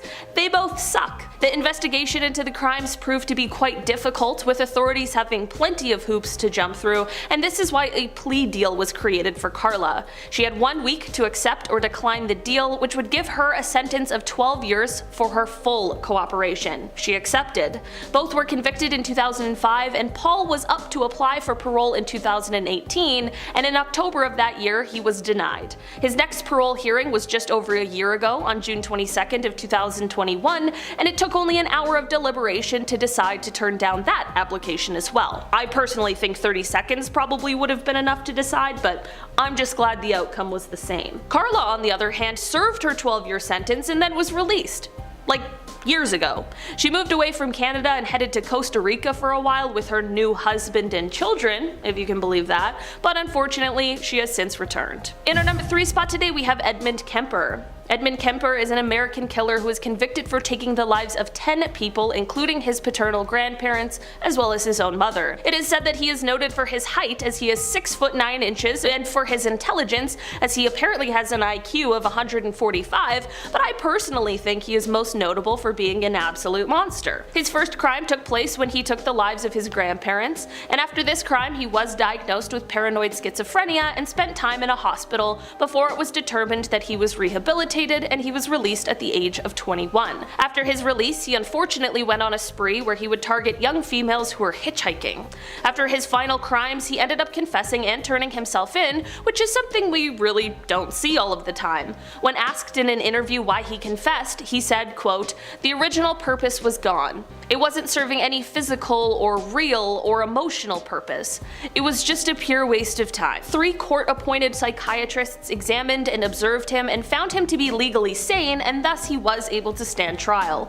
On November 8, 1973, the jury deliberated for just 5 hours before returning with a verdict of guilty. He has been eligible for parole since 1979 and has been denied every time he applied, one time saying, quote, "Society is not ready in any shape or form for me. I can't fault them for that." He is eligible to apply for parole again next in 2024. In our number 2 spot today we have Stephen Griffiths. This is a person who is said to have idolized the Yorkshire Ripper, so I'm sure what comes next will be no surprise. Stephen was a PhD student who wanted to achieve fame, but through the most sinister way possible. Between June 2009 and May of 2010, he would go on to take the lives of 3 separate women.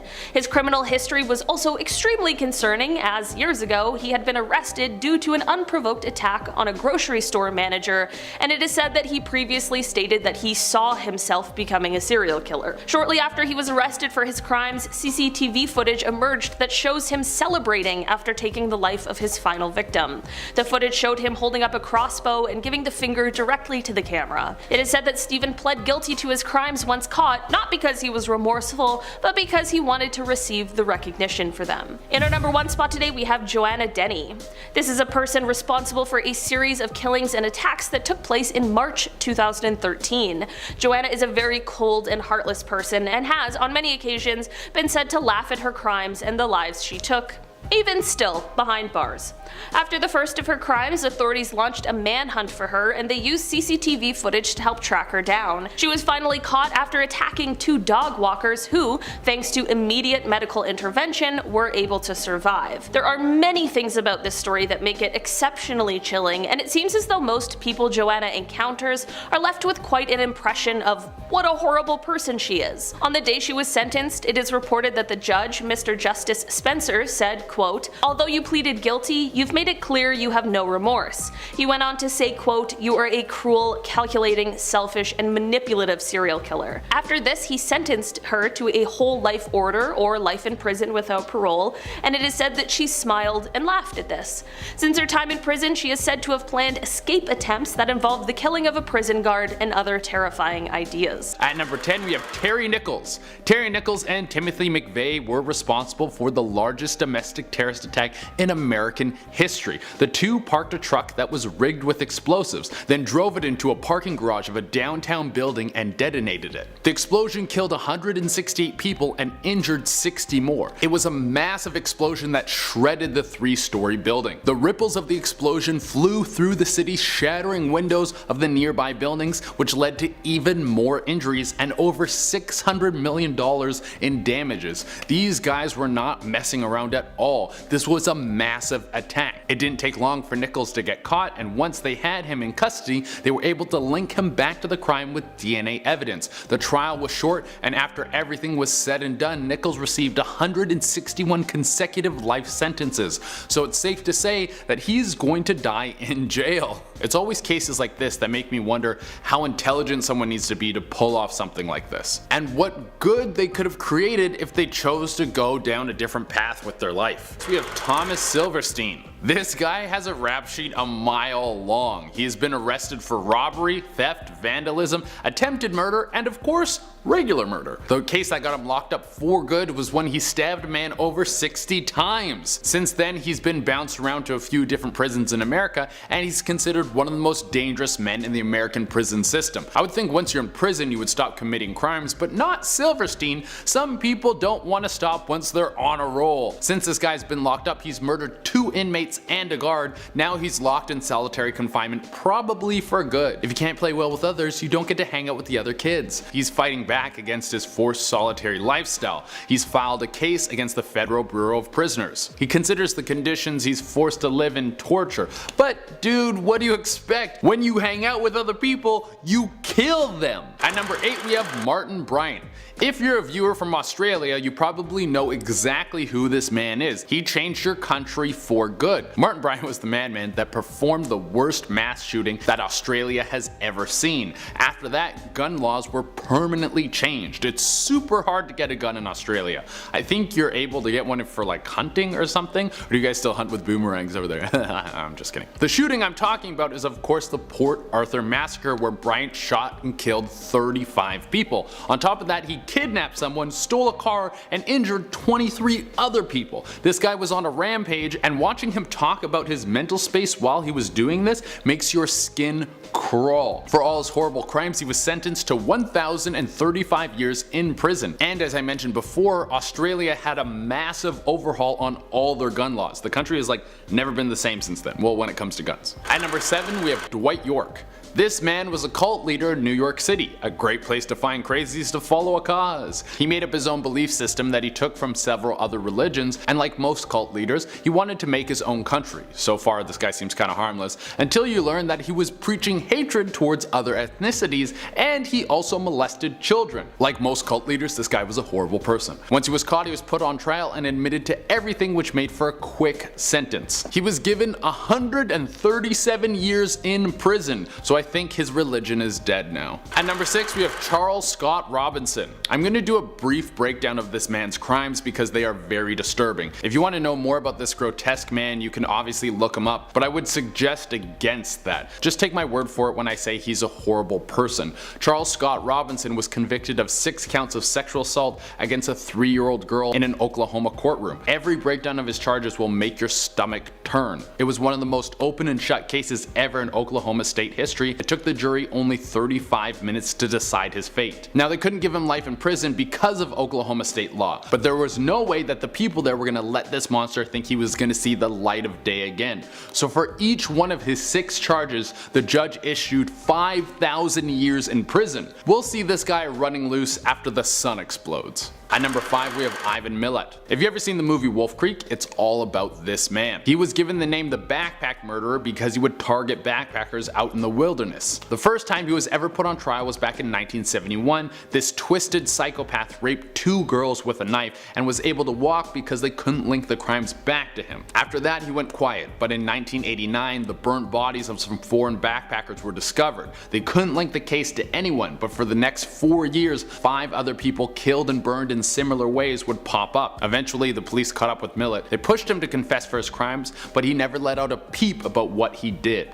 After everything was said and done, he was sentenced to 7 consecutive life sentences in 1996. He's been serving his time in jail, but recently fell ill with stomach cancer and esophagus cancer. It seems that he was going to die very soon, and the police attempted once again to get him to admit to his crimes, just to give peace of mind to the victims and their families. But again, he refused. He died on October 27, 2019. I know this is a list of people living out their sentences, but this guy just died, and it was an interesting one, so I wanted to include it on the list. Also, the movie's alright. At number 4, we have Gary Ridgway. This man is one of the most famous American serial killers ever. He was active throughout the 80s and 90s in Washington, and it's thought that he was responsible for the deaths of up to 71 women. He would prey on women who were in struggling circumstances, mainly women involved in sex work or teenage girls who had run away from home. He would normally kill them through strangulation, sometimes using his hands, other times using a rope or a belt tied around their neck. After he killed his victims, he would dump their bodies in wooded areas.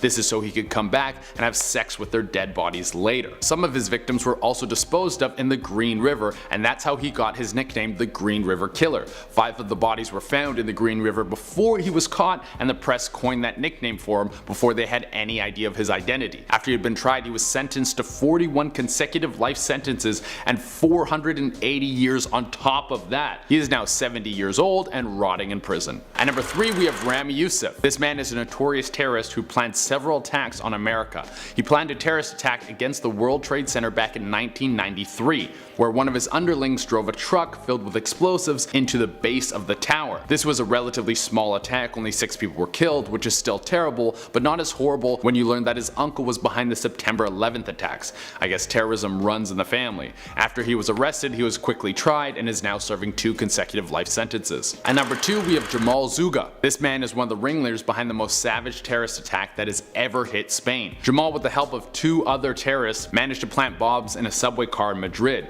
These exploded, killing 192 people and injuring several others. This shocked the entire nation, with a massive manhunt sent out to find out who was responsible. Eventually they tracked down the culprits, and after the trial, Jamal was sentenced to 42,922 years in prison. His 2 henchmen also received similar sentences to rack up the total years between all of them to be over 100,000 years in prison. Shouldn't they just say like forever? Like no more chances, do not pass go, do not collect $200, you're going away forever, dude. And for our number 1 spot, we have Ted Kaczynski. This is one of the most famous investigations in history. It has gone down as the most expensive case that the FBI has ever undergone. Ted Kaczynski was insane, but also a genius. He had a bachelor's from Harvard and a master's and a PhD from the University of Michigan. Before his life of crime, he was known for his incredible intellect and aptitude with mathematics. Due to his disdain for modern society, he abandoned city life and went to live as a recluse in the woods. This was back in 1969. He was teaching himself how to live off the land. Because of the continuous expansion of technology, he found the changing world impossible to ignore and decided to turn to a life of crime. In 1978, he began to send out packaged bombs to universities and airlines. He was active for nearly 2 decades, and in this time he killed 3 people and injured 23 others. From him continuously targeting universities and airlines, the FBI had him under the codename UA Bomb, as in University Airline Bomber, which the media then turned into the Unabomber. Eventually he sent out a manifesto to the New York Times demanding that they publish it or he would bomb another airline. They did publish Ted's manifesto, but this would be his undoing. His brother recognized his handwriting and gave his location to the FBI.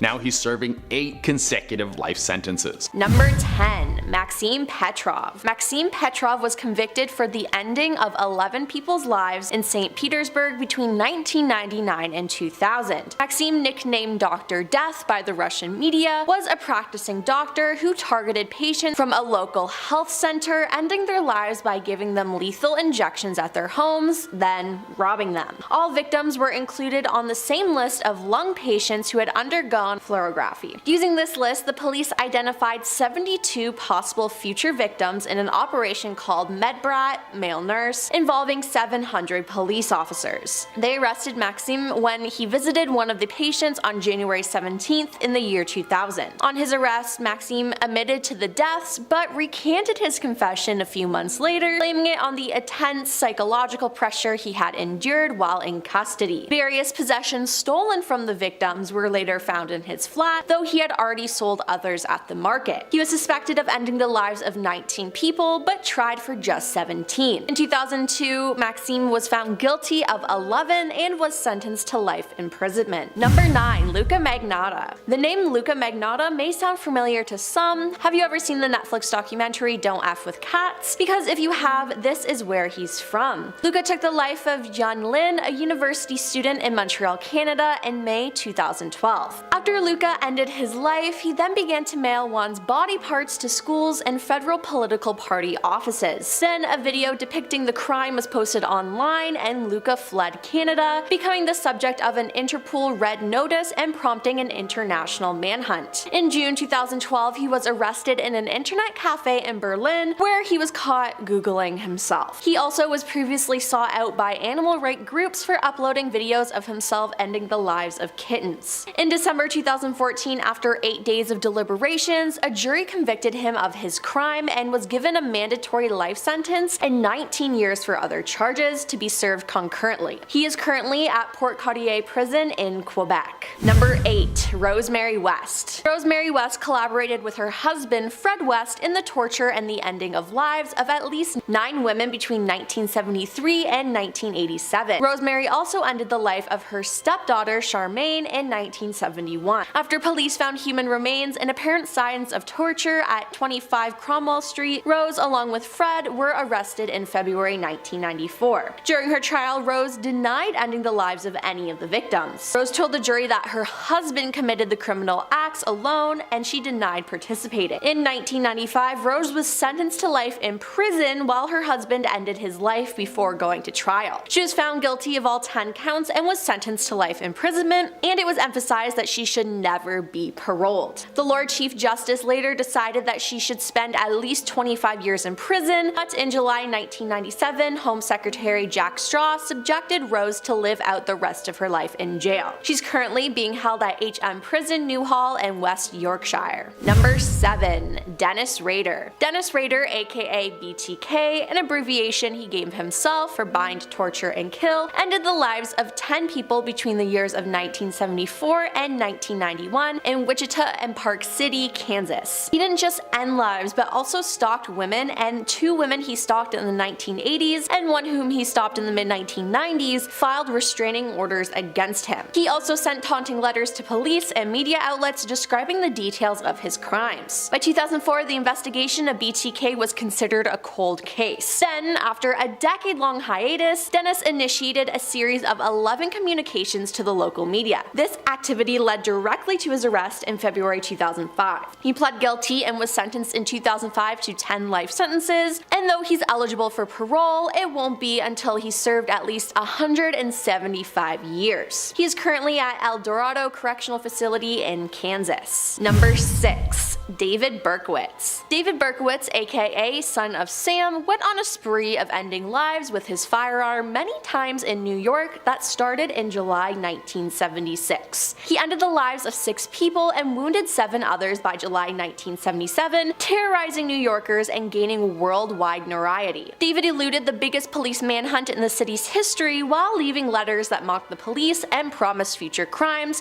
which were highly publicized by the press. David was arrested on August 10, 1977, and subsequently indicted for 8 crimes that ended lives. He confessed to all of them and initially claimed to have been obeying orders of a demon manifested in the form of a dog belonging to his neighbor, Sam. After being found mentally competent to stand trial, pleaded guilty and was sentenced to 6 consecutive life sentences in state prison with the possibility of parole after 25 years. He then admitted that the dog and devil story was a hoax, which is shocking. king. Intense media coverage of the case made David a celebrity, and he seemed to enjoy it. In response, the New York State legislature enacted new statutes known popularly as Son of Sam laws, designed to keep criminals from financially profiting from the publicity created by their crimes. The statutes have remained in law in New York State despite various legal changes, and similar laws have been enacted in several other states. David is currently at Shagum Correctional Facility in New York. Number 5. Charles Cullen. Charles Cullen was a nurse who ended the lives of dozens of patients during a 16-year career spanning several New Jersey medical centers until being arrested in 2003. He confessed to committing as many as 40 deaths, at least 29 of which have been confirmed, though through interviews with the police, psychiatrists, and journalists suggest he committed many more, as some experts believe he has up to 400 victims. On March 10, 2006, Charles was brought into the courtroom of Lehigh County President Judge William H. Platt for a sentencing hearing. Charles, upset with the judge, kept repeating, "Your Honor, you need to step down," for 30 minutes until Judge Platt had Charles gagged with a cloth and duct tape. Even after being gagged, Charles continued to repeat the phrase. In the hearing, Judge Platt gave him an additional 6 life sentences. As part of his plea agreement, Charles has been working with law enforcement officials to identify additional victims. He was sentenced to 11 life sentences in 2006 and will not be eligible for parole until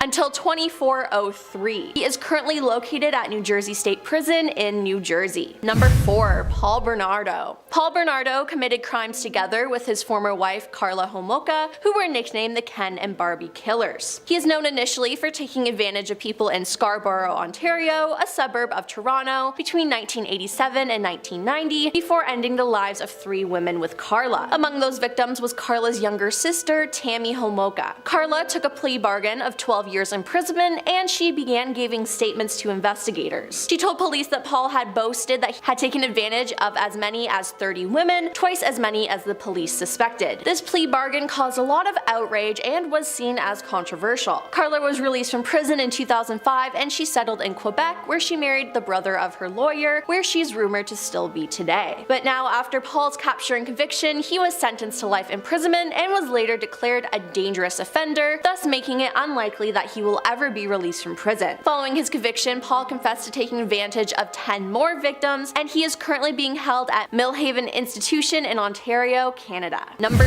3. Joseph James DeAngelo. Joseph James DeAngelo, aka the Golden State Killer, was a former police officer who ended the lives of 13 people, took advantage of 50 people, and had been involved in 120